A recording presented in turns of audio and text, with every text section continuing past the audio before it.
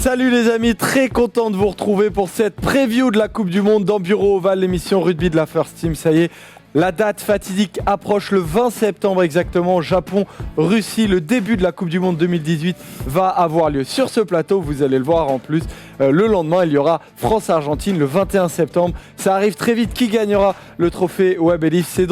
C'est ce dont on va parler aujourd'hui dans cette preview avec Emeric qui apparemment a des livres. Alors, qu'est-ce que tu veux faire croire que tu lis, c'est ça? Ouais, non, c'est vraiment de la déco. C'est pas lire, hein. Faut pas déconner. Moi, je joue au rugby, hein, tu vois. Non, mais ça fait plaisir. Très beau livre. Je tiens à féliciter Alex que tu vas présenter dans 5 secondes pour avoir battu mon coéquipier Yam au grand quiz de cet été. Et ça, il en est fier, il m'en a parlé. Ah, ouais. Il me demandait, elle est quand l'émission du quiz? On l'avait enregistrée, elle est quand? C'est fort. Et évidemment, tu as apprécié ta victoire, Alex. Je peux rien nier.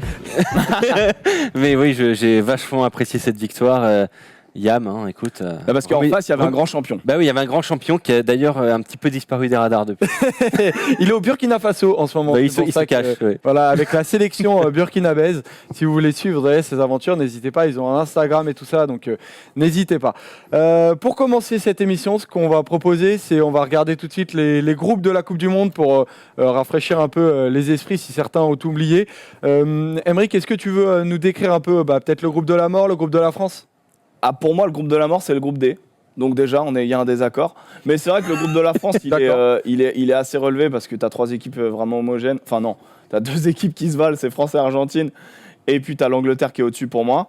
Mais vraiment, le groupe de la mort, pour moi, c'est le groupe D parce que je trouve qu'il y a 2 équipes très fortes et un outsider qu'il ne faut vraiment pas négliger. C'est donc Australie, Pays de Galles et Fidji. Et donc cette poule B qui est décrite comme beaucoup par là où il y a les 2 plus grosses équipes de l'histoire en fait. Oui, la Nouvelle-Zélande et l'Afrique du Sud, c'est vrai que c'est peut-être ça fait partie des 2 plus gros cadors, mais l'Italie, on va dire contrebalance un petit peu. Je trouve que l'Italie est aujourd'hui nettement moins forte que les Fidji. C'est pour ça que je rejoins Emeric sur ce point de vue de la poule de la mort pour le groupe D. Et donc le Japon, organisateur de la Coupe du Monde, qui est dans la poule A avec l'Irlande et l'Écosse. Voilà, on va revenir pas mal sur le groupe de la France évidemment. Et le 15 de France, on va en parler tout de suite parce qu'on va commencer l'émission avec un focus sur la liste de 31 de Jacques Brunel. C'est parti pour le focus.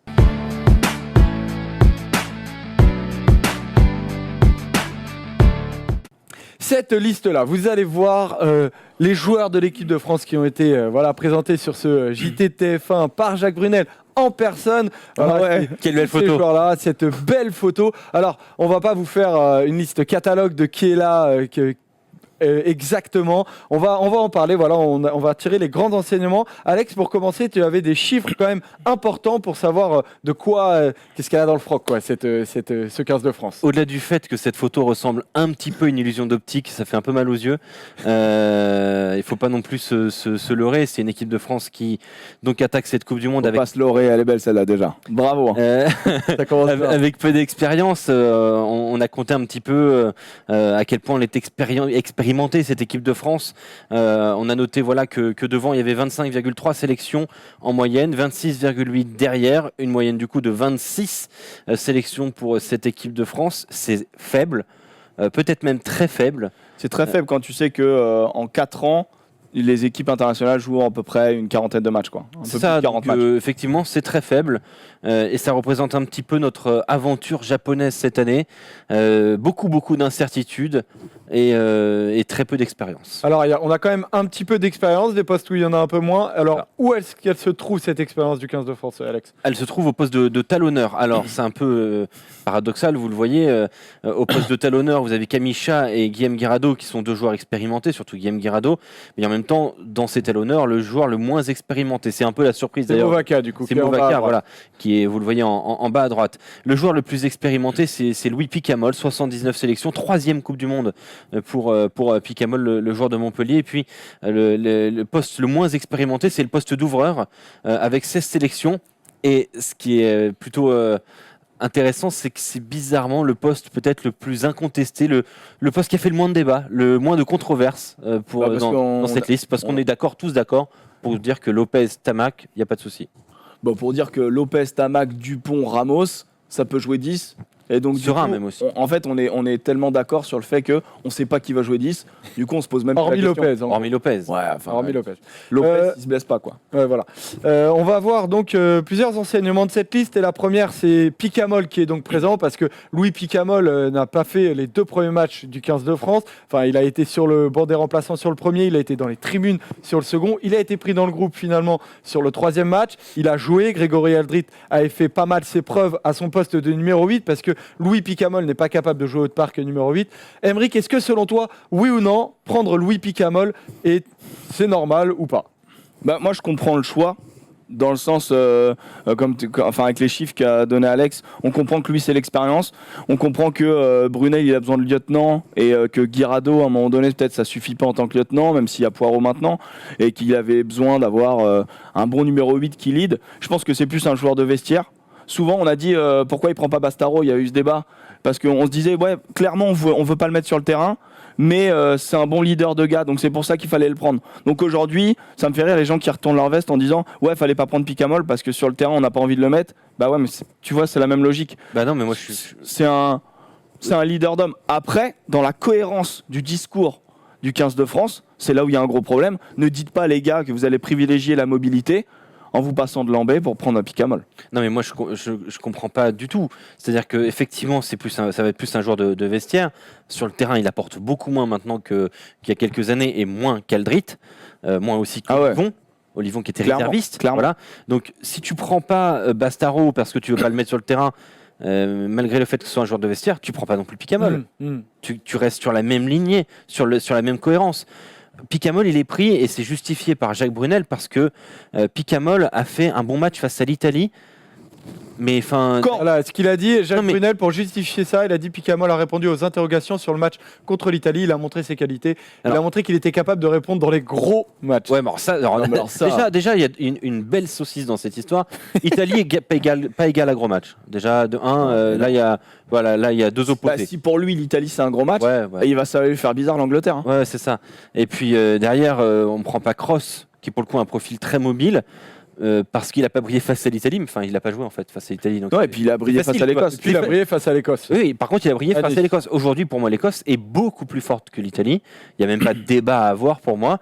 Briller face à l'Italie, c'est pour moi c'est la base d'un joueur de top 14. Moi, ce que je disais là, ce que je disais entre nous, c'est que je pense qu'il y a des oppositions dans ce groupe des 31 où tu fais 15 de France contre 15 de France avec plus d'intensité que le match de l'Italie. Je suis d'accord. J'en suis persuadé. D'accord. Donc je trouve que c'est complètement stupide comme déclaration.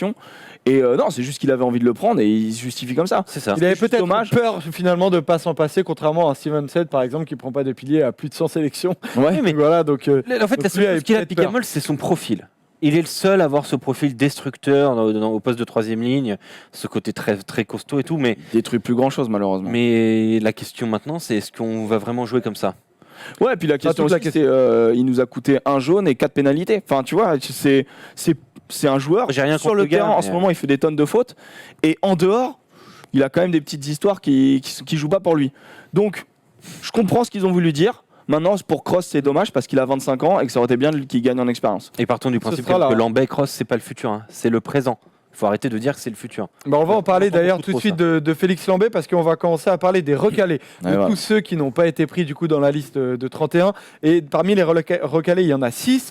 Donc on a fait un tableau, les récapitulants. Dani Priso, Félix Lambé, François Kroos, Romain Tafi-Fenoa qui avait remplacé Paul Villemc en cours de prépa, Vincent Rattez et Anthony Bello. Alors eux, les deux en bas, ils n'ont pas du tout joué. Ils n'ont pas du tout joué, ils n'ont même pas eu une seule seconde de temps de jeu. On s'intéresse donc à Félix Lambé. Alex, tu as commencé à en parler, normal, pas normal? Pas normal, mais enfin... voilà, moi j'étais vraiment stupéfait de ne pas les voir dans la liste Lambé et Kroos, même si on commence à avoir quand même des informations qui allaient dans ce sens-là. Pour Kroos plus que pour Lambé en tout cas. Pour Kroos plus que pour Lambé, effectivement. Alors il y a deux choses. La première chose, c'est qu'on nous explique que Lambé manque de puissance. Mais qui est mobile. Alors, le jeu de l'équipe de France, on veut l'orienter vers un jeu de mobilité, enfin un jeu actuel. Hein. C'est là en fait.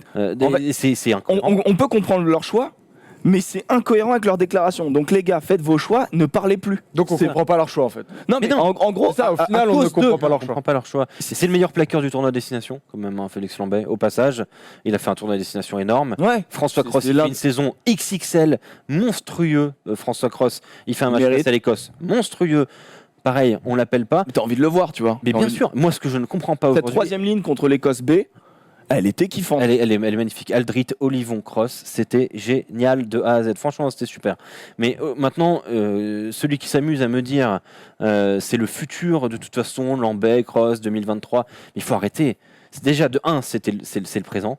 Et puis, j'ai même pas envie de dire c'était le passé. Ça fait 2 ans qu'on doit aller repérer ces mecs-là. Ça fait 2 ans qu'on doit les tester en équipe de France. Jacques Brunel a dit en conférence de presse qu'il ne connaissait pas très bien François Cross. Il connaissait pas François Cross avant cette année. Il a pas Canal+, ok. Il peut pas voir les matchs. Alors ça peut être un problème logistique. Je pense que la FFR peut négocier avec le groupe Canal+.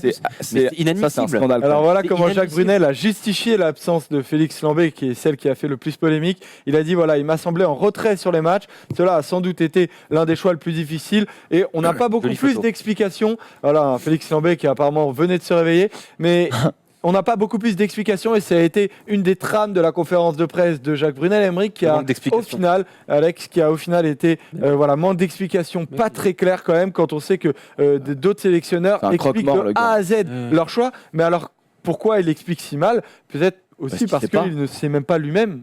Mais il sait pas, mais si ça se trouve, enfin, tu vois, on va redire encore, on dit, il y a un choix en 3/4 qui est fait par Labitte, il y a un choix en avant qui est fait par Galtier, il y a un choix, tu sais, tout le monde a voulu mettre ses petits joueurs, tu vois. Et tu te lui dis, ne finalement, sait même pas défendre réellement ses choix parce qu'on n'est pas convaincu parce que quand tu défends pas tes choix, c'est que c'est pas tes choix. Tu vois ce que je veux dire? Moi, c'est le sentiment que j'ai. Je suis d'accord avec toi. Et du coup, on sait très bien, c'est une équipe de France à 2 têtes aujourd'hui. Il y a le sélectionneur et le futur sélectionneur. Et donc, ça se ressent déjà en tout cas sur la liste. Ah, ça se ressent dès le début sur la liste. Et puis il y a un problème majeur. Il a semblé en retrait sur les matchs. C'est ce que dit donc Jacques Brunel de Lambet. Mais Lambet, tu le mets titulaire face à l'Italie, mais il vole. C'est un aigle. Hein. C'est un condor. Non mais c'est beau ça. Non mais il te la mange crue cette équipe d'Italie. Hein. Ça n'a pas été le sentiment en tout cas. Non mais moi ce que je ressens et j'espère me tromper parce que sinon c'est vraiment gravissime et c'est un premier symbole d'une mémoire qui flanche. C'est que en fait finalement on a retenu que l'Italie parce que c'est le match le plus récent. Voilà. Parce que le reste c'était du passé. Non mais c'est quand même. Ça peut être effectivement une explication. C'est pas, il y a une bonne vanne qui tourne comme quoi Galtier aurait dit prends le roux là et du coup il s'est planté. Le roux d'ailleurs qui a fait 0 minutes hein, ça il y a plusieurs joueurs qui ont fait 0 minutes. 62 minutes appelé hein, bien sûr hein, voilà Camara 96 minutes appelé Machno 0 minutes appelé voilà il y a des incohérences de partout mais bon. Demba Bamba 0 minutes appelé bon ça on le savait. Bernard Leroux 0 minutes appelé. Voilà il y a beaucoup de joueurs qui n'ont pas joué du tout qui sont appelés alors que d'autres ont joué ils se sont fait recaler. En revanche il y a 2 réservistes qui étaient appelés comme réservistes à la base pour la préparation qui ont eux gagné leur place. Donc il y a Charles Olivon qui pour le coup totalement incontestable sur la préparation et Cyril Baye qui lui carrément pilier gauche est arrivé pendant la préparation pour pallier au forfait d'Étienne Falgou. Donc lui il a même pas fait toute la préparation mais finalement il a une place dans le squad et tu voulais parler de Cyril Baye qui double finalement Dani Priso. C'est incroyable. Je pense que Priso là il peut se bouffer les couilles parce que quand même Cyril Baye il était pas réserviste, il était vacancier. Quand tu passes de vacancier à tu pars à la Coupe du Monde, c'est quand même que t'as largement. Généralement, quand t'es vacancier en Corse, c'est pas pour faire du sport, quoi. Ah ouais, non. Elle est en Corse. Ouais. Puis tu le vois au niveau de la coupe de cheveux. Moi, rien que ça, pour moi, c'était éliminatoire. Il était encore en train de fêter le titre de champion de France de Toulouse, quoi. C'est normal. Mais donc voilà, écoute, c'est dommage pour Priso, mais après, je pense qu'ils ont eu les gars pendant 2 mois, donc ils ont mis le meilleur. Et je pense que c'est le mec qui débarque à Monaco en surpoids. On va dire un surpoids relatif de vacances d'été. Il est constamment en surpoids quand t'es pilier, tu vois. Non mais de vacances d'été, tu vois, t'as gagné le Brennus, tu déconnes, quoi, tu vois. T'es en Corse, tu déconnes, tu vois. Ouais, c'est ça. Voilà, donc il arrive, il a déconné et en 2 semaines, il a remis tout le monde d'accord, quoi. C'est inquiétant pour Priso, moi je trouve. Bah oui, moi aussi. Je trouve ça aussi inquiétant parce que Priso, c'est un joueur qui est excellent au ballon en main. Qui a un peu moins de références en mêlée, même s'il faudra voir cette année. Mais en fait, Baye est plus complet, je crois. Ouais. Enfin, le choix est pas. Non, il est pas insensé. Et Olivon, pour revenir rapidement sur Olivon, heureusement qu'il est pris. Heureusement qu'il est pris, Charles Olivon, parce que sinon. Sinon, il n'y aurait pas de logique. Ouais, voilà, c'est ça. On avance. Et on termine, dernier enseignement, c'est sur les arrières. Alors sur les centres, il n'y a pas de polémique, hein, c'est clair et net. Sur les arrières non plus, sur les deux arrières, Médard, Ramos non plus. Les ailiers, bon, Raka est présent, on se demandait un peu s'il avait satisfait. Il a satisfait finalement. UG aussi est bien là avec Vakatawa qui joue 23 minutes mais qui est là aussi. Voilà, Vakatawa qui arrive dans le squad pendant la préparation, est présent pour pallier au forfait de Doumerou, qui pendant la préparation il a été appelé. Donc voilà, pas trop de polémique de ce côté-là. Et on termine avec les demi d'ouverture et demi de mêlée. Alors a été posée la question à Jacques Brunel de savoir pourquoi il avait pris 3 demi de mêlée, parce que Machenaud n'avait pas du tout joué. Il était un peu blessé à la cuisse. Donc 3 demi de mêlée, Dupont, Serein, Machenaud. Et 2 demi d'ouverture, Lopez et donc Ntamak qu'il considère comme un demi d'ouverture. Et Brunel a répondu, je n'ai pas pris 3 demi de mêlée, j'ai pris 5 demi globalement. Qu'est-ce que tu en penses de ce choix de Brunel de faire appel énormément à la polyvalence, Emric? Je pense qu'on a tort de s'en priver. On n'a tellement pas de spécialistes, autant prendre des mecs qui sont capables de jouer partout. Donc Dupont peut jouer 9 Ramos, ou 10. Il peut. Oui, c'est ça, tu rajoutes Ramos. Et en tout cas, lui ne considère pas du tout comme un ouvreur comme un buteur, mais pas comme un ouvreur. Je pense qu'il imagine 15, mais je pense qu'il peut dépanner en 10. Dupont, il peut très bien dépanner en 10. De toute façon, on va jouer les Tongiens qui vont vouloir nous marcher dessus. Et on va jouer les Américains aussi. Donc, à un moment donné, il faut faire tourner. Et avoir des gens polyvalents, c'est bien. Ntamak, il a sa capacité de jouer 10 et 12. Les Anglais, ils font ça depuis 8 ans de jouer avec 2-10. Enfin, c'est pas choquant. Toulouse, ils jouaient avec 2-10, tu vois. Donc, moi, je trouve que la polyvalence, c'est un atout. Il faut juste, maintenant, tu places tes mecs et tu leur laisses leur chance. Et même s'ils se prennent des branlées, tu les laisses et tu les laisses apprendre, quoi. Pour moi, il y a quand même une incohérence là-dedans. C'est Maxime Machenaud, j'ai rien contre lui, mais enfin. Si, quand même. Non, sincèrement, j'ai rien contre lui, mais je me demande un peu pourquoi il est là, quoi. Enfin, il fait pas une saison incroyable avec le Racing 92. Il a pas joué de. Il a pas joué d'impète pendant cette match de prépa. Il était blessé, il n'a pas joué parce qu'il était blessé à la cuisse. Donc je le trouve pas. Enfin, c'est pas un mec qui va t'accélérer le jeu, d'ailleurs. Non, mais c'est. Alors, est-ce que c'est pas un choix de groupe, tout simplement, à la Coupe du Monde ? Non, c'est juste qu'il bute. Voilà, c'est tout. Ouais, On pense qu'à ça, buter. Bon, écoute, très bien. Tu sais que ça arrive à tous les niveaux de mettre un gars moins bon que les autres, mais j'ai presque qu'il met des points. Avec le Racing d'ailleurs. Mais j'ai rien contre lui, Maxime Machenaud. Mais je pense qu'il y avait peut-être des jeunes à lancer. Peut-être autres que Maxime Machenaud. Après, pour revenir sur Romain Ntamak, on parlait de 10-12. Effectivement, cette saison avec le Stade Toulousain et avec l'équipe de France, il a beaucoup plus joué titularisé. Il a beaucoup plus été titularisé au centre. On a pris que les titularisations parce que c'est plus, je trouve ça plus conforme à ce que les entraîneurs, comment les entraîneurs le voient. 16 titularisations au centre, toujours en 12 pratiquement, et puis 7 en tant qu'ouvreur, ça montre son profil 10-12. Pourquoi il est utilisé sur ces deux postes-là? Parce que déjà il a un jeu au pied qui est très très précis, il est aussi très précis face aux perches. Ça, c'est une immense force. Jacques Brunel l'a rappelé. Pour le coup, ça, c'était un truc cohérent de Jacques Brunel, qui a dit face aux perches, il n'est pas buteur attitré dans son club, mais il est excellent. On le voit à l'entraînement, il est excellent. Et là, pour moi, Ntamak n'est pas un titulaire en puissance de cette équipe de France. Par contre, il a 100% sa place sur le banc parce qu'il couvre plusieurs postes. Il peut même parfois, s'il le faut, dépanner à l'arrière.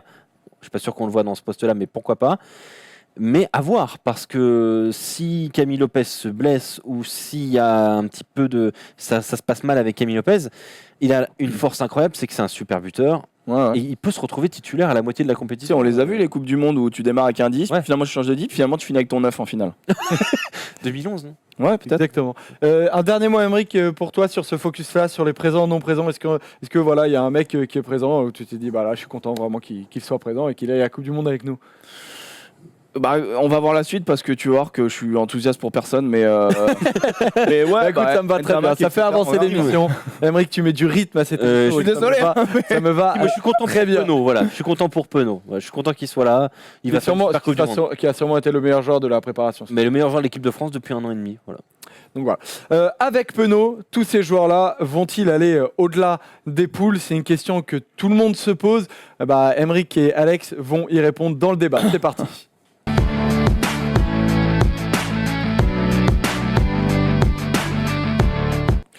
Cette préparation du 15 de France, on va vous rappeler les résultats du 15 de France pendant ces 3 matchs. Donc il y a eu une double confrontation contre l'Écosse. La première à Nice, victoire à Nice 32-3, très encourageant ce qui s'est passé avec notamment, t'en parlais Alex, une très belle 3e ligne, du rythme. Derrière, défaite au Stade de France, à Murrayfield, 14-17 donc en Écosse. Là, on s'est dit c'était très très compliqué, notamment en première période, et on a terminé sur la victoire 47-19 contre l'Italie, qui a permis au staff de faire énormément de choix et apparemment une grande partie de la liste. La question qu'on se pose du coup, c'est le 15 de France passera-t-il les poules? Aymeric, est-ce que selon toi, tu nous vois passer ce cap-là quand même? Parce qu'en général, on le passe, on est allé 3 fois quand même en finale. Alors moi j'ai eu la chance d'aller en Argentine cet été, donc autant te dire que... Fallait le dire. C'est pour ça qu'il y a un maillot argentin. La chance qu'on a, c'est que les Argentins sont pas bien, et qu'ils sont pas bien depuis longtemps, et qu'on a les mêmes mots, et qu'on est meilleur qu'eux en mêlée. Voilà. Si on appuie sur la mêlée, je pense que le match contre l'Argentine, on devrait le gagner. Mais le problème, c'est que ça va être l'arbre qui va cacher la forêt parce qu'on va battre les Argentins. Moi, je le vois comme ça. Je vous dis ma Coupe du Monde. On bat les Argentins, allez, de 6 points. Ensuite, on souffre contre les Tongiens, on souffre contre les Américains. Et on finit la Coupe du Monde en se prenant 60 grains contre les Anglais et 60 grains contre les Australiens. On va avoir du coup ce premier match contre l'Argentine. On a noté les horaires aussi parce que c'est au Japon. Sachez que vous allez peut-être sûrement devoir vous réveiller. 9h15 le premier match le 21 septembre. Derrière, on joue les États-Unis. Donc le 2 octobre, on a pas mal de jours de récupération. On enchaîne 4 jours après contre les Tongiens, pareil, 9h45. Et après, on a 6 jours pour jouer finalement contre l'Angleterre qui est l'épouvantail de notre poule. Donc voilà, il y a 4 groupes dans cette Coupe du Monde, dont notre poule à 5, du coup, des 4 groupes de 5. Est-ce que selon toi, on sort de cette poule-là, Alex? Alors, je pensais pas ça il y a quelques temps, mais oui. Et c'est pas grâce à nous. Pareil, je suis assez d'accord avec Aymeric, c'est à cause des Argentins. Je les trouve vraiment sur une pente descendante depuis 2-3 ans, que j'ai beaucoup de mal à expliquer d'ailleurs. Peut-être parce qu'il y en a trop qui commencent à évoluer en top 14. Il y a peut-être un truc dans ce sens-là. Ouais. Après, tu as la belle prestation des Jaguares qui a donné un élan, tu vois, au pays. C'est pour ça que je dis ça. C'est assez paradoxal. Bah ouais, les Jaguares fonctionnent comme jamais et l'Argentine moins bien. Donc, c'est pas le même coach. Peut-être ça aussi. Ouais. Mario Ledesma, le coach de et le grand Gonzalo Quesada du côté des Jaguares. Donc vous êtes plutôt d'accord du coup pour dire qu'ils passeront les poules en tout cas. Je suis plutôt d'accord effectivement là-dessus. Je pense qu'on va battre difficilement l'Argentine. On devrait les battre. Se méfier toujours de cette grinta argentine comme on dit. Terme peut-être un peu galvaudé aussi, mais bon, faut voir comment ils attaquent la Coupe du Monde. Ils peuvent être déchaînés et nous détroncher en 10 minutes. Faut voir aussi. Mais j'y crois moyen, sincèrement, pour cette équipe d'Argentine. Je pense qu'on va souffrir contre les États-Unis. Contre les Américains, je pense que les Tongiens. La mêlée américaine n'est pas mauvaise. Ouais, athlétiquement, on va souffrir. On va courir beaucoup trop et peut-être se cramer. Contre les Tonga, il y a un passif. 2011, je trouve que il y a encore, il y a un truc entre ces deux équipes-là. C'est Boudjelal qui disait que les Tongiens ils jouaient la finale de la Coupe du Monde quand ils nous jouaient. Hein. Mais bien sûr. Et clairement, ils sont. Oui. Et je suis tout à fait d'accord avec ça. On va pas exister, je pense, contre l'Angleterre, mais on va passer. Et non mais toi, c'est là où tu t'enflammes après. Ouais, je pense que je deviens un peu fou quand même. C'est vrai que petit à petit, t'as été. Mais tu sais quoi, t'es pas le seul parce qu'on a fait. Après, tu passes, tout peut t'arriver. Tu vois. Mais n'importe quoi. 2011, on a été catastrophique en phase de poule et derrière, on a eu une chatte pas possible quand même. Il faut le dire quoi. Les Pays de Galles, on passe, ça se joue à une barre transversale d'Alf Penny. Mais là, on parle d'un truc d'il y a 8 ans. Oui, on reprend il y a 4 ans. Oui, mais je pense que. Moi, je vous explique un truc. Pour moi, le rugby, il n'y a pas de surprise en fait. C'est un examen de passage. Si tu as bien travaillé, tu as une bonne note. Par contre, c'est un examen. Il y a peut-être des mecs qui ont mieux travaillé avec toi qui vont finir devant toi. Et la France travaille mal depuis 4 ans. 4 ans, t'es gentil. Hein. Non, mais on va prendre la dernière Coupe du Monde. La dernière Coupe du Monde, on s'arrête sur une énorme branlée. On n'est pas invité à la Coupe du Monde. On prend une énorme branlée contre les Blacks. On rappelle le score. Non, on rappelle pas le score. 62-13.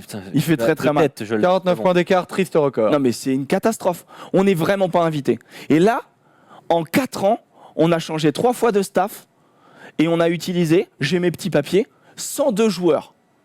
Je sais pas si tu te rends compte. Alors on a d'abord, voilà, il faut relever la tête par rapport à cette Coupe du Monde 2015. On l'a pas relevé. Hein. Voilà, et non, mais en tout cas, voilà, on l'a pas encore relevé, mais faut la relever. Cette Coupe du Monde 2015 s'est soldée sur voilà, cette branlée monumentale. Bon, tu as parfaitement donné le terme.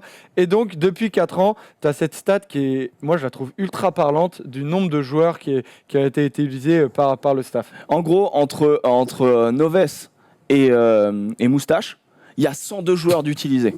On l'appelle Moustache parce que ça le rend plus sympathique, parce que sinon le mec est tellement chiant. Je pensais qu'on pouvait pas faire mieux que Philippe s'entendrait, mais si, on fait pire. Et du coup, 102 joueurs. On a joué 41 matchs. À titre de comparaison, voilà, les Anglais, ils ont joué 47 matchs, les Blacks 48 matchs, c'est 65 joueurs utilisés, 70 joueurs utilisés. Le rugby, c'est des plans de jeu à ingérer. Et pour les Blacks, c'est plus facile parce que les plans de jeu sont les mêmes que tu sois en province ou que tu sois en sélection. Pour nous, tout le monde joue différemment. Donc plus tu ingères des joueurs, plus le plan de jeu, il doit être réexpliqué. Donc tu ne fais pas progresser ton plan de jeu. Et c'est ce qu'on voit. On voit une équipe de France où on ne comprend pas. Pendant très longtemps, on ne comprenait pas. Mais c'est normal parce que c'est des nouveaux gars. Et là, depuis 2-3 matchs avec le nouveau staff, et c'est ce que je souhaite, on commence à voir des brides de quelque chose. Ok, on a une nouvelle défense. Non, ok, on a quelque chose. Je suis pas d'accord du tout. C'est pas l'Écosse ou l'Italie qui va nous donner des certitudes. Excuse-moi, tu vois déjà on a une rush défense qui est plus intéressante. En tout cas, il y a une rush défense contre les Écossais. Peu importe. Italiens, t'as une cohérence. Je veux dire, t'as un plan de jeu. Avant, tu voyais rien. Je suis désolé, c'était de la bouillie. T'avais des joueurs sur le terrain. Il le disait d'ailleurs. Parra, ça lui a coûté sa place. Il dit on bosse pas, on sait pas ce qu'on fait. Là, tu as des plans de jeu, bien ou pas bien. Je pense qu'ils sont pas au point. C'est juste l'étape, c'est la version 1.0 de nos plans de jeu. Mais les Blacks, les Anglais, il y a 4 ans. C'est ce qu'on aurait dû faire il y a 4 ans. Donc je pense que 8 ans, mais là, j'ai hâte qu'il y ait tout le staff, genre Sean Edwards, qui viennent et vraiment voir dans 4 ans. Mais là, pour cette Coupe du Monde, pour moi, on n'est pas invité pour toutes ces raisons. Parce qu'on est trop jeune, parce qu'on n'est pas mature dans notre jeu et qu'en face de nous, il y a des équipes qui ont bien bossé. Nous, on se réveille la veille et on bosse la veille. Alors, tu vois, on est un peu comme toi quand tu étais aux études. moi, j'ai plusieurs points où je suis en désaccord et en accord. Voilà. On est trop jeune, je suis pas d'accord. Je trouve que si on avait voulu être jeune, on aurait pu l'être beaucoup plus. Pas jeune en termes d'âge, on est jeune, on est vert si tu veux. Ouais, mais dans ce cas-là, tu mets que des gosses, tu vois, dans cette Coupe du Monde, et tu les fais grandir. Là, on a encore une fois entre deux chaises une synthèse à la François Hollande où on sait pas trop si on fait trop bien, enfin trop vieux ou trop jeune. Du coup, on fait les deux, quoi. Voilà. Et du coup, ça n'a pas de sens. Après, pour moi, cette préparation. Alors oui, on a vu un beau match face à l'équipe d'Écosse à Nice, mais derrière, on n'a rien fait de bien. L'Italie, c'était pas un match, donc du coup pour moi on peut rien tirer d'intéressant et de concluant sur ces 3 matchs de prépa, à part qu'on avait une bonne 3e ligne face à l'Italie. Et puis pour revenir sur l'Écosse, mais on a compris, contre l'Écosse, pardon, face à Nice, et le dernier point, et là je suis totalement d'accord avec toi, il y a un gros problème de cohérence de plan de jeu en France. C'est pour ça aussi qu'on utilise 102 joueurs, c'est pour ça aussi qu'à chaque fois il faut tout refaire, donc ça c'est un gros problème. La Nouvelle-Zélande, effectivement, tout le monde joue pareil. Alors ça peut parfois, il y a des petites nuances. Et ils utilisent les mêmes. Franchement, c'est le même 8. C'est le même 8 pendant 1 an. Oui. Et après, ils injectent des petits gars à droite, à gauche. Tu regardes Northland. C'est hyper bien fait. Tu regardes Northland en Mitroten Cup, le championnat domestique, et tu regardes les Crusaders. Parfois, tu as des combinaisons, c'est les mêmes, tu vois. Vraiment. T'as des courses qui sont les mêmes parce qu'il y a un plan de jeu, il y a un cahier, voilà. T'as un DTN qui fait un cahier qui est aidé par le sélectionneur et par le président de la Fédé. Dis pas ça, on va acheter des cahiers à la on va faire un partenariat, ça marche plus comme ça avec les après les white bikes, il y aura les cahiers. Voilà, c'est ça. Et on donne des lignes directrices. Après, on s'intègre là-dedans, on peut avoir des nuances, ainsi de suite. L'Angleterre commence à le faire, est portée d'ailleurs par 2 grandes inspirations qui s'opposent sur le papier, mais mixées, ça fait l'équipe d'Angleterre. C'est Exeter, beaucoup de vitesse, moins de 2 secondes pour éjecter les ballons sur les sorties de ruck. Ça donne un jeu très rapide et en même temps un jeu de puissance, de destruction, les Saracens. Voilà, vous avez les 2 grandes pensées anglaises. Sachant que c'est de la destruction rapide quand même. Oui, bien sûr. Intensive. Avec beaucoup d'intensité, d'énergie et d'explosivité. Et ils se sont tous rendus compte que ces 2 influences-là pouvaient créer une très bonne équipe, l'équipe d'Angleterre. Et la France, on est incapable de faire ça parce qu'on a 14 influences. Et tu vois la continuité des Anglais, il y a 15 joueurs qui faisaient partie de la dernière Coupe du Monde qui sont présents dans ce groupe des 30. Voilà. T'imagines ? Moi, je peux vous dire, on a 2 joueurs qui ont déjà fait 2 Coupes du Monde. Picamol, Guirado. Voilà. Le reste des joueurs qui ont déjà fait une Coupe du Monde. La France, il y a 8 joueurs. Slimani, Leroux, Picamol, Ficou, Fofana, Guitoun, UGM, Médard. Et Guitoun, c'est une bonne vanne quand même. Et Guitoun, On le respecte parce que vraiment il est énorme, mais Il a fait que Guitoun, la Coupe il du était à la Monde, dernière je Coupe du Monde. Le mec, il doit avoir 6 sélections, 2 Coupes du Monde, c'est quand même drôle.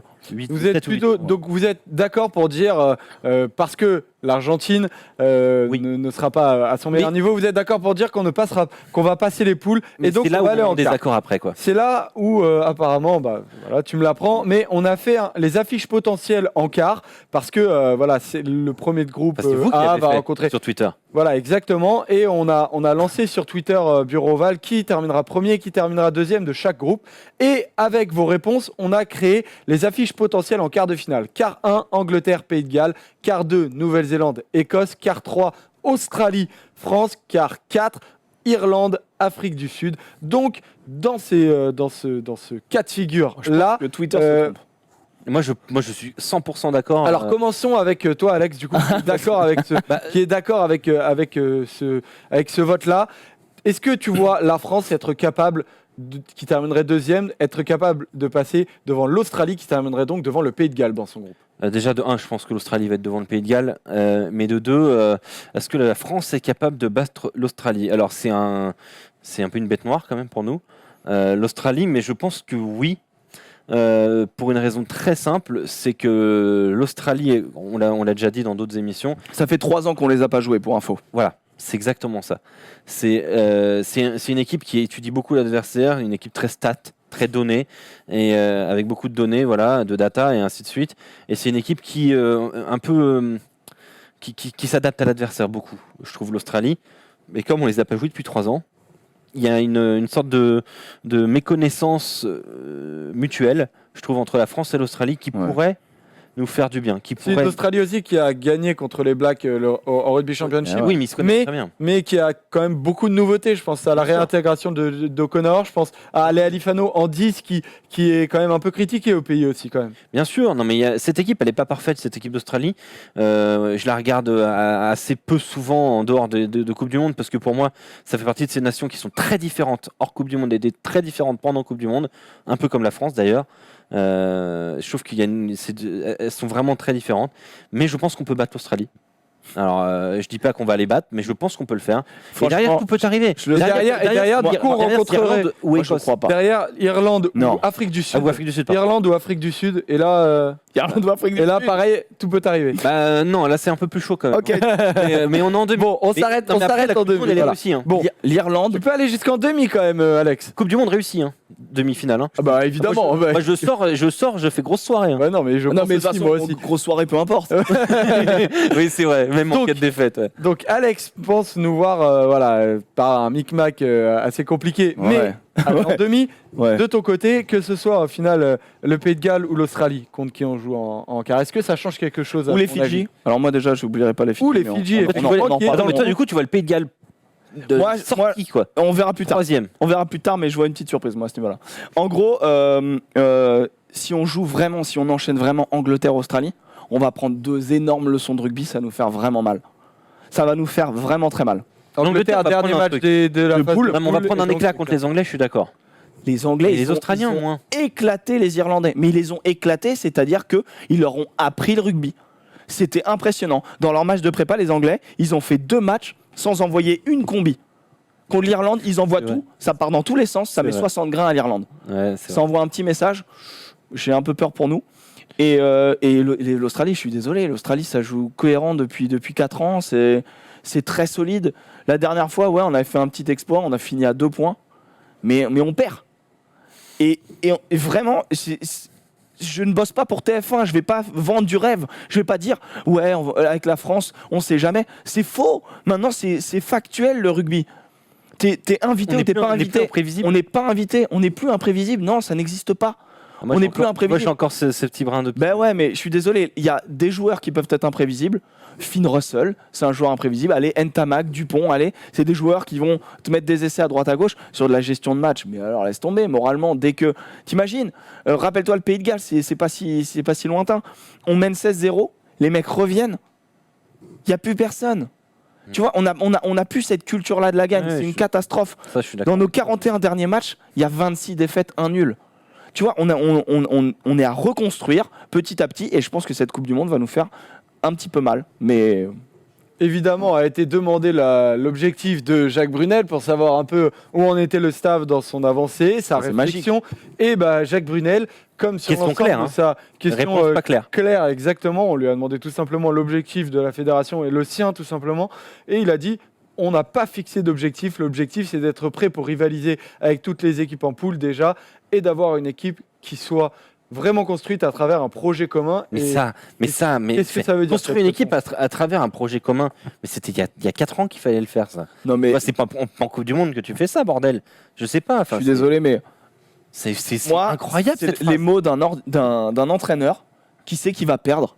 Mais oui. Et donc, à quel moment le mec, il est leader d'armes? T'imagines, Napoléon s'il dit, bon les gars, c'est un peu chaud, on va envoyer des canons, mais on n'est pas sûr, mais allez-y. Hein. L'objectif, c'est pas forcément de gagner. Voilà, l'important, c'est de participer. Non, allez vous faire enculer. À un moment donné, au moins, soyons arrogants, quoi. Au moins, on dit, on va passer. C'est pas le style de Jacques Brunel du tout, en tout cas. Bah ouais, mais au moins, il faut au moins ça, quoi. Même, on se ment à soi-même, mais au moins, on fait rêver les gens, quoi. Tu dis, ouais, on va aller passer les poules, tranquille, mon gars. Tu vois, au moins qu'ils disent un truc comme ça. Ouais, on vise la. En tout cas, le discours de Jacques Brunel sur l'objectif est totalement vide, quoi. Ou alors, il dit au moins battre l'Argentine. Il dit un truc à un moment donné de gagner. Tu vois, il parle de gagner. Ouais. Non, on a un projet commun. Mais t'es pas avec ta meuf, là, mon pote. Non, mais tu vois ce que je veux dire? Non, mais oui, je suis d'accord avec toi. C'est très Emmanuel Macron, en tout cas, le projet commun. Non, bah super, mais c'est un truc qui veut tout rien dire, quoi. C'est faire un pacte, c'est surtout quand son projet commun n'est pas clair de base, comme on l'a expliqué. Non, mais voilà, c'est un projet commun avec Galtier, c'est ça qui veut dire. Non, mais tu vois ce que je veux dire. En fait, quand ton entraîneur, quand ton manager, il a un discours aussi faible, tu peux pas attendre derrière que les joueurs. Tu comprends pourquoi pendant 2 ans ils étaient paumés, les mecs. Après, moi, je suis pas d'accord avec ça parce que je suis persuadé qu'en interne, le mec qui fait les discours, c'est Galtier. Je suis pas sûr que ce soit Brunel qui déjà de 1, je le vois pas du tout arriver dans un vestiaire et faire allez les gars, on se bouge le cul. Ouais, non. Voilà.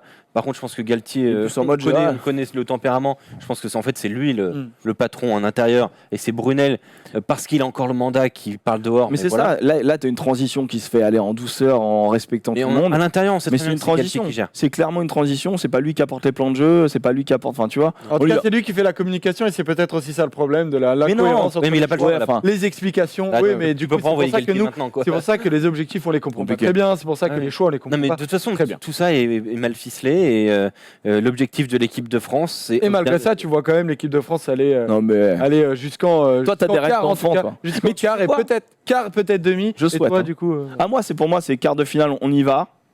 Et ensuite, on se prend une petite leçon. Dites-nous dans les commentaires si vous êtes plutôt d'accord avec personne, on passe pas les poules. Avec Ébric, on passe les poules, on se fait claquer en quart de finale. Ou avec Alex, on passe les quarts de finale, possiblement. Et voilà, on se fait sortir sûrement en demi, mais tout est possible. J'ai pas envie de pleurer, quoi. Et sur les quarts de finale, notez, il y avait écrit Écosse. Je suis pas sûr. Écosse, t'es pas sûr. Tu vas nous expliquer ça après. Rapidement. Mais voilà, le débat équipe de France, 15 de France est terminé. On va désormais se diriger vers les autres équipes de cette Coupe du Monde et notamment les All Blacks. Sont-ils désormais favoris de la Coupe du Monde? C'est parti pour le deuxième débat de ce bureau Oval. C'est parti.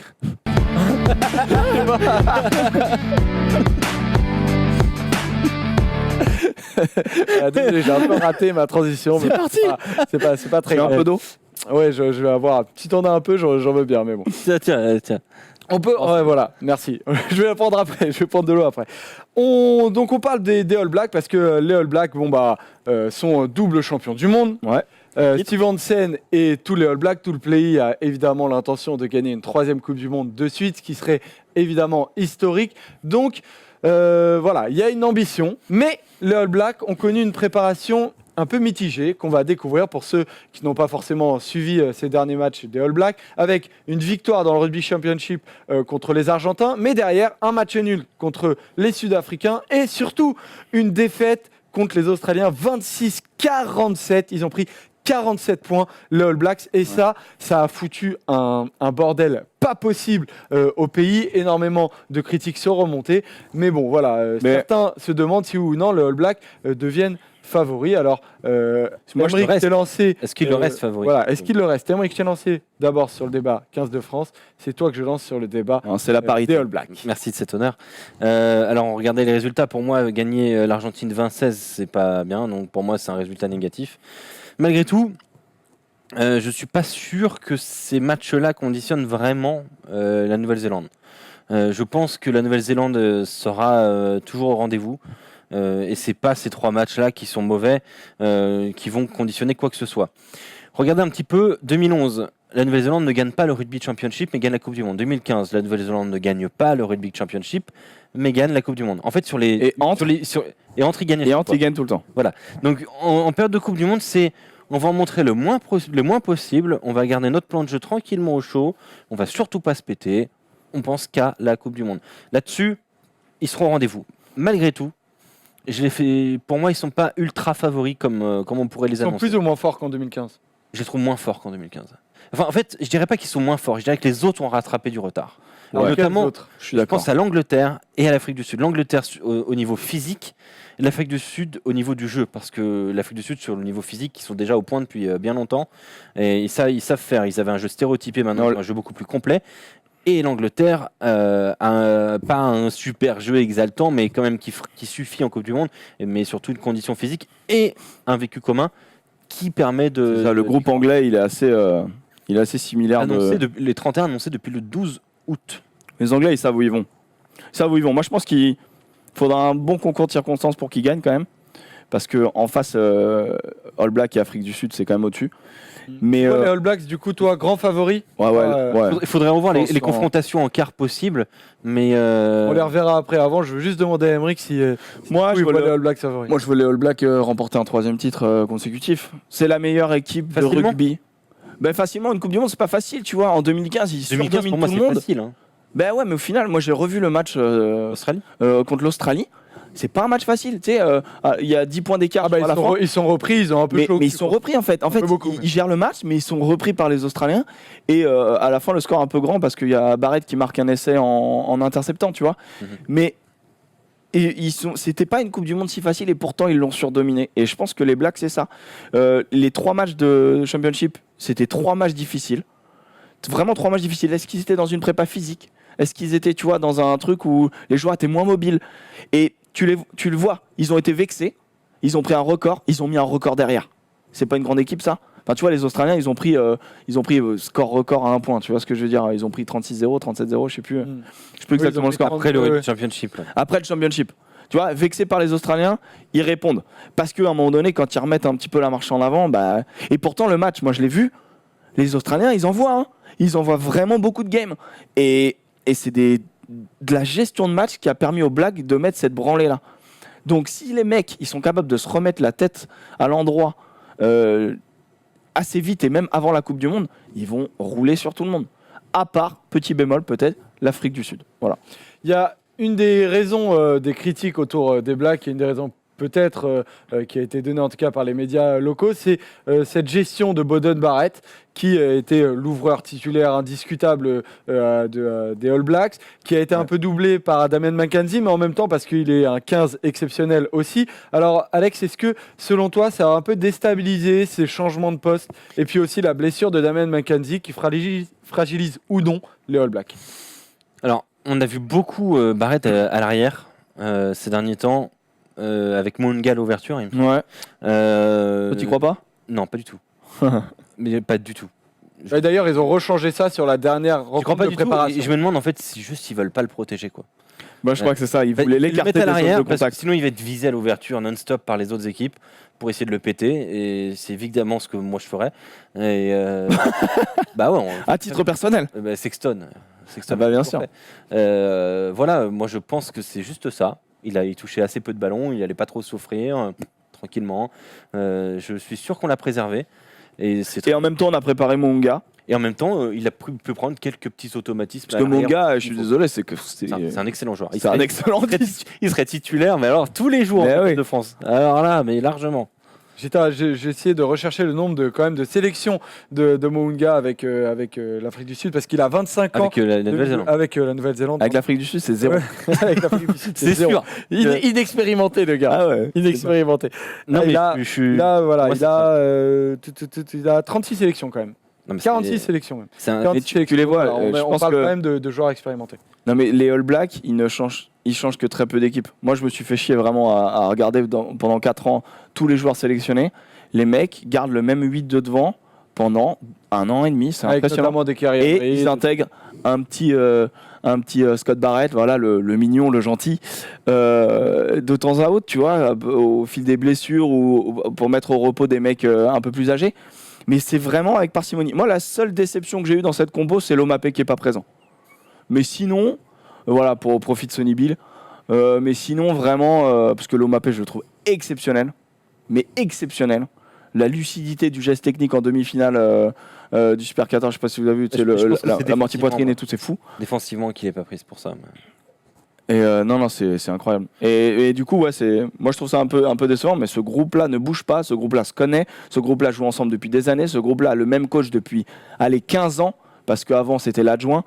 Et ils savent où ils vont, ils se préparent pour, et ils ont beau avoir fait un petit couac. Je pense que, tu sais, avant de préparer une Coupe du Monde, tu sais, ce Championship, il n'était pas significatif. Il n'y avait que 3 matchs.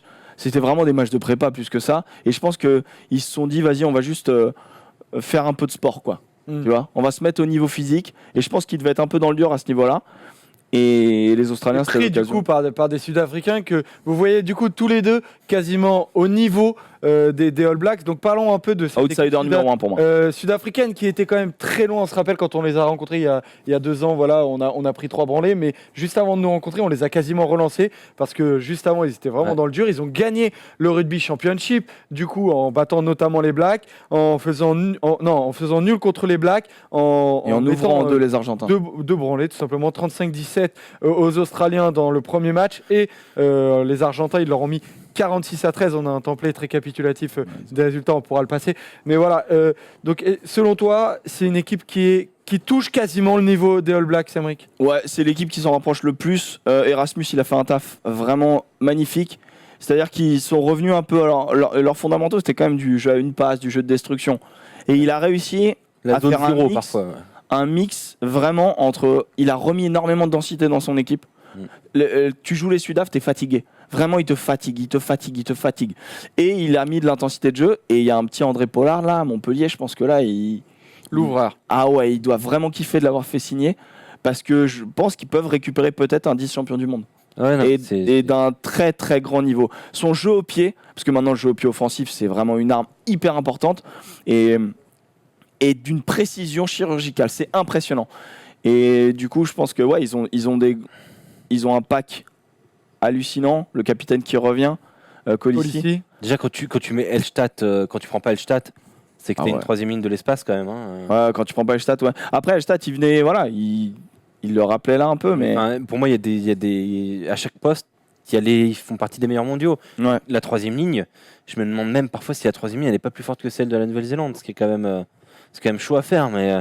T'as on va dire que le joueur, on va dire le moins coté de cette 3e ligne, c'est Quagga Smith, que je trouve déjà extraordinairement fort. Ouais. Donc voilà. À l'aile, t'as un petit joueur qui évolue du côté du Stade Toulousain. Qu'on a vu juste derrière nous tout à l'heure, Chassin Colby, qui a fait ses preuves notamment. Donc c'est un alliage, selon vous, de puissance et rapidité. Et de vitesse. En fait, c'est ça. C'est qu'ils sont très puissants, très impactants, et ils vont le faire plusieurs fois. Ouais, mais là maintenant, ils le déplacent. Ils le font à plusieurs endroits du terrain. Ils se sont beaucoup plus mobiles qu'avant aussi. La palette est plus large, donc forcément le danger vient d'un peu plus de direction. Donc c'est très bien fait. Et puis il y a aussi, alors ça c'est un petit peu en dessous, mais il y a quand même une volonté de la fédération d'ouvrir aussi un peu les portes à des joueurs qui évoluent en Europe, qui sont forts en Europe et qu'il faut prendre en équipe nationale, même s'ils n'évoluent plus en Afrique du Sud. Cette logique et ce bon sens permet aujourd'hui à l'Afrique du Sud d'être l'outsider numéro 1. Outsider numéro 1 du coup des Blacks. Les Blacks un tout petit peu au-dessus quand même pour toi, qui seront champions du monde. Pour moi. Et il y a donc cette 3e équipe dont énormément de monde parle, c'est l'Angleterre. L'Angleterre qui a mis... Putain, je crois que tu allais dire l'Uruguay. Tu vois, vraiment, je suis un peu surpris. C'est pas ça, c'est parce que t'es parti là-bas et t'ont filé des bons trucs là-bas, non? C'est ça, bien l'Uruguay. Ouais. Donc l'Angleterre qui a écrasé tout simplement l'Irlande. Ils leur ont mis un 57-15. C'était le 24, donc c'était il y a quelques jours seulement. Et l'Angleterre, Alex, qui a fait quand même une impression monstrueuse, mais qui avait déjà fait des impressions assez impressionnantes. En fait, ce tournoi à destination, je pense qu'il ne faut pas trop le prendre en compte côté anglais, mais le début de la préparation était poussif dans le sens où tu sentais les mecs ultra futé, ultra solide, ultra physique. Mais c'est pas une surprise avec Eddie Jones. Hein. Généralement, tu perds 3-4 poumons avant de pouvoir recommencer à courir. Et c'est un truc de malade avec lui. Et j'ai trouvé un peu simpliste dans leur jeu, un petit peu poussif. Et puis, voilà, il claque 57 points face à l'Irlande. Donc tu te dis. L'Irlande qui depuis 3 ans était considérée comme une des équipes potentiellement championne du monde, pourquoi championne pas du monde. Ouais, bon là qui sont vraiment moins bien, libres. Hein, mais effectivement. Physiquement, ils étaient déjà au point, on le savait. Il y a un vécu collectif, la moitié de l'équipe était là déjà en 2015 pour la Coupe du Monde, qui était catastrophique. Mais du coup, cette frustration, elle peut être une très bonne source positive. C'est que des bons postes aussi, tu vois. Bien sûr. Mais c'est l'ossature qui était là en 2015. C'est Ben Youngs, Ford, Farrell, Jonathan Joseph, May, Noel, Watson. Enfin, tu vois déjà toutes les lignes arrière. La composition d'ailleurs du dernier match de préparation des Anglais.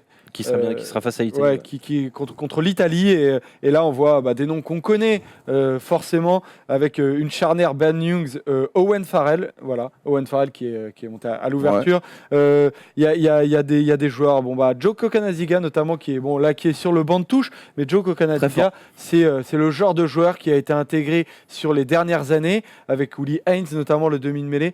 Des joueurs qui viennent apporter toute leur fraîcheur et tout leur talent, tout simplement. Bien sûr. Il y a énormément de talent. Hein. Cette équipe, elle est bourrée de talent, mais ce qui est génial, c'est j'ai la sensation d'une équipe en mission, tu vois. Je pense que le discours, il est pas en mode l'objectif, on verra. Non, c'est gagné.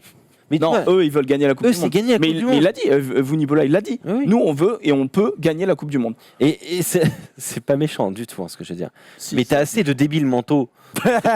T'es méchant. Non mais c'est génial. Non mais t'as raison. Non mais Joe Marler par exemple. Deux gens qui sont là, tu leur dis gagner, ils vont gagner. Tu vois, ils sont butés et ils vont se détruire sur un terrain. Todjé, tu vois, c'est que nous pas du tout. On n'a pas du tout de. Mais ils ont des bons.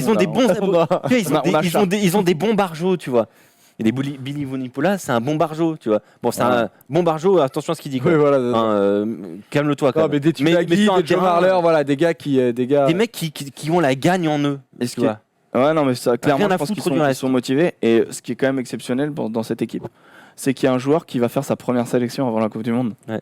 C'est l'ailier McConaughey, là. Il y a Williams aussi. Hein. Oui, qui vient du 7. C'est quand même exceptionnel. T'imagines, t'es sélectionné pour la Coupe du Monde, t'as jamais joué avec l'équipe à 15. Ouais. Enfin, je trouve ça fou. Alors en revanche, par contre, sur les affiches potentielles en quart qu'on a fait tout à l'heure, ce serait donc Angleterre, Pays de Galles en quart et derrière Nouvelle-Zélande, Écosse. Donc potentiellement, la Nouvelle-Zélande et l'Angleterre peuvent se retrouver en demi-finale. Donc allez savoir si les Anglais ne voudront pas terminer aussi deuxième de leur poule, si par hasard les Nouvelles et nous laisser gagner. Et nous laisser gagner. Alors ça aurait été une autre équipe que l'Angleterre, pourquoi pas, mais les Anglais ils vont pas nous laisser gagner. Ils vont vouloir aller rencontrer les Blacks. Non mais pour battre tout le monde. De toute manière, tu prends quoi? Tu vas prendre l'Afrique du Sud sinon.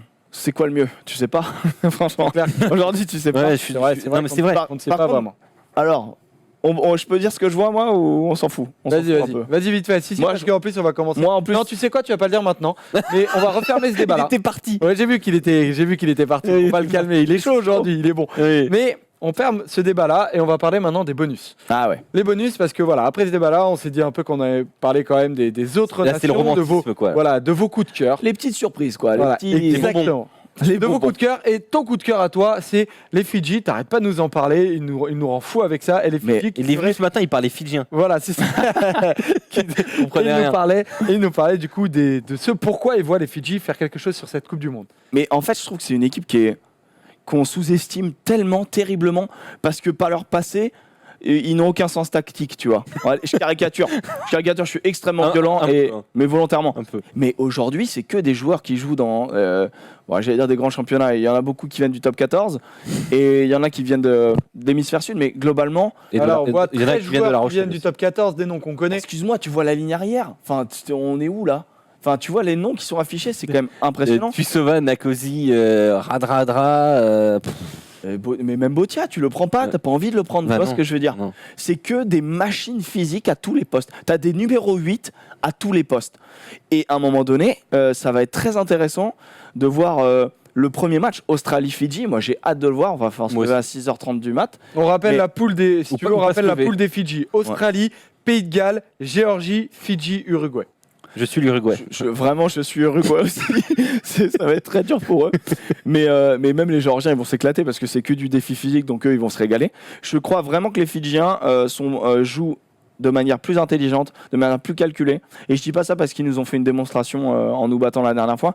Je dis ça vraiment parce que c'est une équipe qui est structurée et qui peut faire très mal. S'ils ont une bonne prépa, si les joueurs sont concernés, ils peuvent faire une grosse surprise de cette Coupe du Monde en sortant un favori que peut être l'Australie ou le Pays de Galles. Donc se qualifier en quart. Et j'y crois vraiment du fond du cœur. Il y a moi, je dis juste une phrase là-dessus.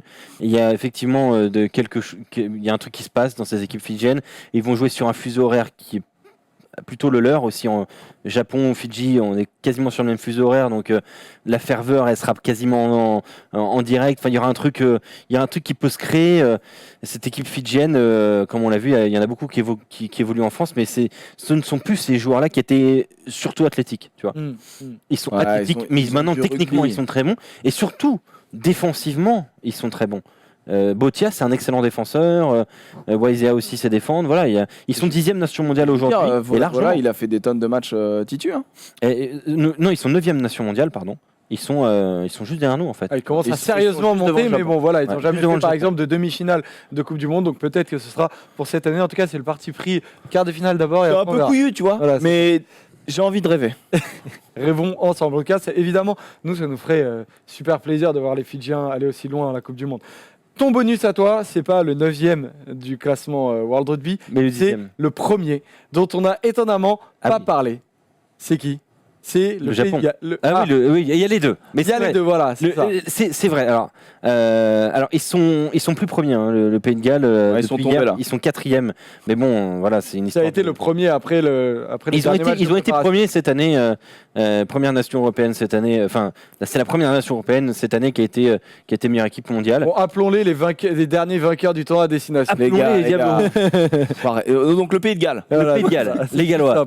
Non, alors moi les Gallois, effectivement, ils sortent d'un très beau tournoi des destinations, un grand chelem, si je suis pas fou. Moi, je crois. Il me semble.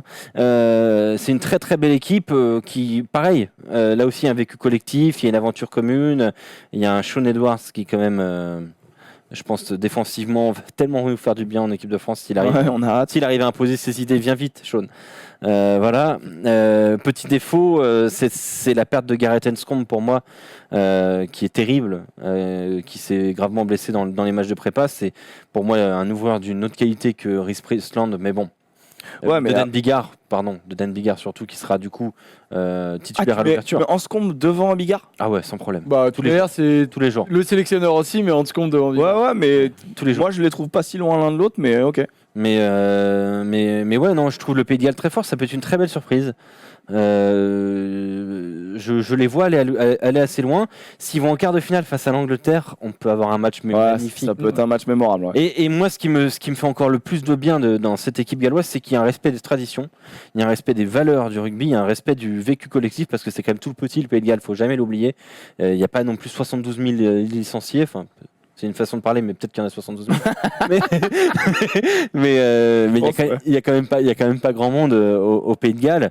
Et ça suffit. Et tu sens que chaque mec appelé dans la sélection, il vient d'un endroit et tout le monde est derrière lui. Il y a une sorte de positive attitude derrière. À quoi tu fais référence ? Et voilà, je trouve la vidéo. Nous, on a annoncé notre liste dans un amphithéâtre tout dégueulasse, et eux, ils ont fait ça avec une vidéo magnifique. Ouais, d'ailleurs, là, la vidéo. T'as envie d'être gallois, quoi, tu vois. T'as envie. Moi, ça m'a donné envie de retourner sur de la pelouse bien boueuse, tu vois. Oui, regarde. Et t'en fous plein la gueule. Alors, on a en fait, c'est magnifique. Tu peux expliquer ce qui s'est passé avec cette annonce-là, parce que. Ils ont annoncé la liste comme ça. C'est des gens qui ont évolué avec les joueurs sélectionnés, des entraîneurs, des gens aussi, des enfants des clubs d'où ils viennent effectivement. En fait, on est tout le temps dans la transmission. Voilà, il y a des joueurs qui viennent de tout petits clubs.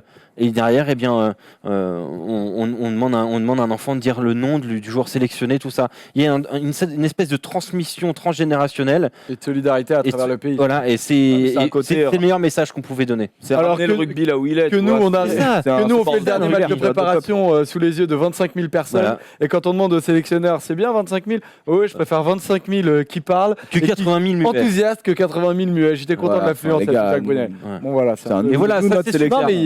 Non mais ça c'est superbe, et voilà, il faut honneur au rugby et aux valeurs de ce sport. Après, ils n'ont pas les mêmes ambitions, tu vois. Je suis désolé, là, ils préparent un truc, ils étaient première nation mondiale, ils peuvent y croire. Nous, qu'on le fasse avec un croque-mort après un reportage sur la glace au Japon, c'est pas grave. Non mais exactement. Non mais tu vois, c'est Référence au journal Tu commences à télévisé de parler TF1. d'ailleurs du Japon, voilà. En tout cas, n'hésitez pas à aller la voir cette vidéo-là. Elle est, Ah, elle est- C'est sur très le joli. Twitter, Super. sur le Twitter notamment et les réseaux sociaux du Pays de Galles.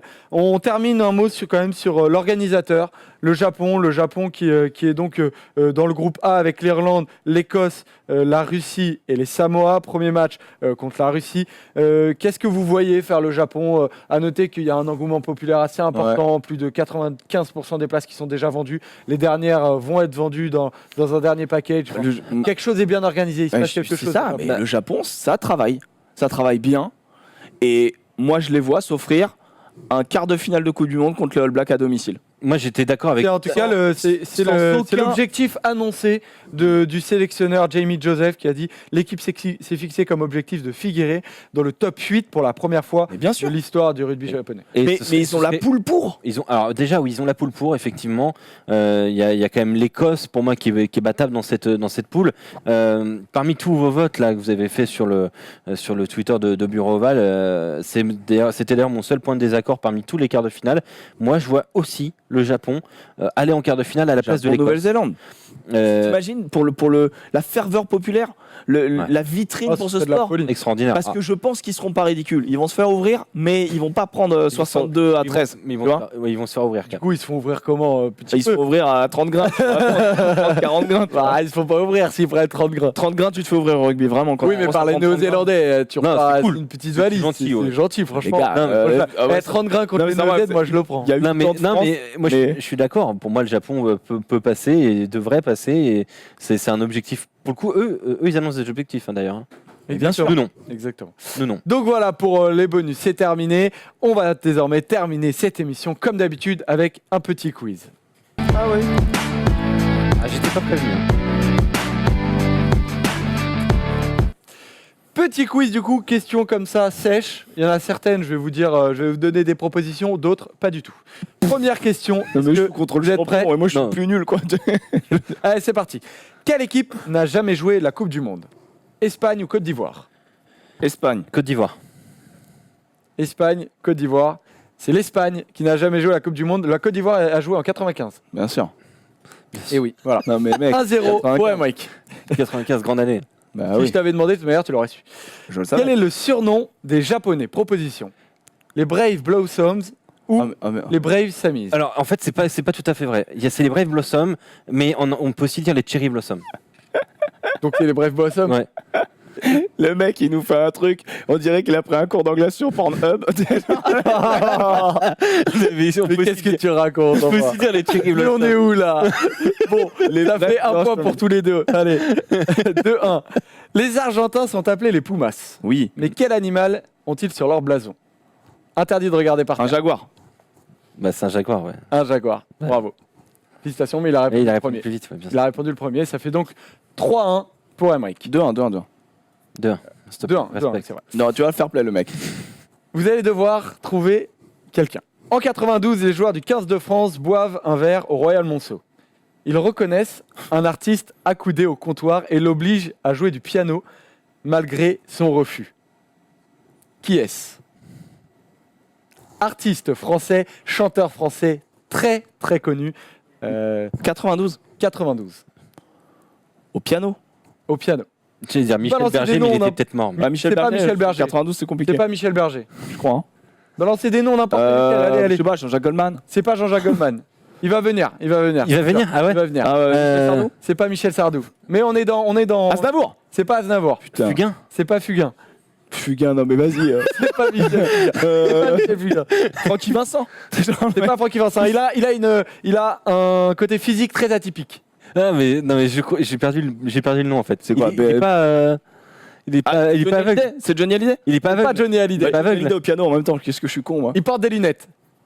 Ah putain, Paul Naref. Paul Naref. Oui. Bravo. Ah bah j'étais pas Michel du tout Paul Naref. Moi j'étais effectivement. sur. Je pensais pas lui, hein. C'est un bon. Je pensais moi, je m'appelle j'ai perdu le nom du chanteur. Michel Paul Naref. Montagnier. Voilà. Non, Sur c'est- qui Montagnier Et voilà, il l'avait obligé à jouer au piano. Il avait fait Polnareff 20 chansons, le pauvre, alors qu'il voulait pas le faire. Il était en dépression. Il avait 4 mecs. Voilà, et Marc Session, à la fin, lui avait mis une énorme rousse. Il lui avait pété l'épaule. Une Enfin, main bref. plate. Ah, c'est génial. Ouais, c'était c'est beau, quelque ça. chose- un Très grand belle moment. histoire. Donc, Allez, voilà. 2-2. Ça fait donc 2-2. Sur RMC Sport, Pascal Papé avait avoué que la première idée pour répondre aux Blacks et au Haka n'avait pas été de faire un V. Quelle était la première idée? C'était une flèche pour transpercer le haka. Mais non, C'est mais pas c'est ça qu'ils la ont fait. première idée. C'était La une première- danse assez hallucinante. Ah oui, la danse des canards. La danse des canards. Bravo. Attends, il dit des conneries. Après, je crois que tu vas Non, donner la non, c'est réponse. comme ça. C'est quand Ah, c'est il quand m'a c'est dit- one on a shot. entendu Quand pêle-mêle. c'est moi. one shot, c'est Ah ouais, non, bah c'est attends, pêle-mêle. n'importe quoi. Ça fait donc 3-2. Quel mauvais souhait là. 3-2 pour Alex. Avant-dernière question. Ah bon? Quelle équipe a fait sensation lors de la Coupe du Monde 2015 en battant l'Afrique du Sud? Les Japon. Japon, bravo. Ça fait donc 3-3, tout va se jouer sur la dernière question. Dans quelle équipe jouait ce joueur qui a joué 4 Coupes du Monde? Brian Lima. Oh putain. Australie. Pas Australie, Ah non. Argentine. pas Argentine, Samoa. Samoa. Bâtard, bien Bravo. joué. Samoa australien, c'est pour ça. Samoa. Ils vont en Australie. Brian Lima est donc Samoan. Aujourd'hui, il a 47 ans, il ne sera pas à la Coupe Ça du Monde. venait pas, je voyais du bleu, mais ça venait pas. Donc voilà, bravo, bravo, Bien joué, bah, en même bravo, temps, c'est Alex. champion, écoute. Ouais, mais sacré adversaire quand même. hein. Sacré adversaire, t'as été solide aujourd'hui. Ouais, ça William, va, t'as peut-être. fait les T'es questions solide. sur Bravo à toi. Polnareff et tout, c'est sympa. Bravo à toi. Voilà, là-dessus se termine la preview de Bureau Oval. N'hésitez pas à nous donner un peu de vos avis en commentaire YouTube. Et allez les évidemment, Bleus, comme quand d'habitude. Allez les bleus, malgré toutes les Nous critiques qu'on a faisons pu émettre. 15. Ah, nous faisons 15 ou 16. C'est le hashtag pourri là. C'est vrai? Oh mon dieu. Nous faisons 15. C'est catra. Donc voilà. On se retrouve évidemment pendant la Coupe du Monde après le match de l'équipe de France contre l'Argentine. Allez, à très vite. Bisous. Ciao.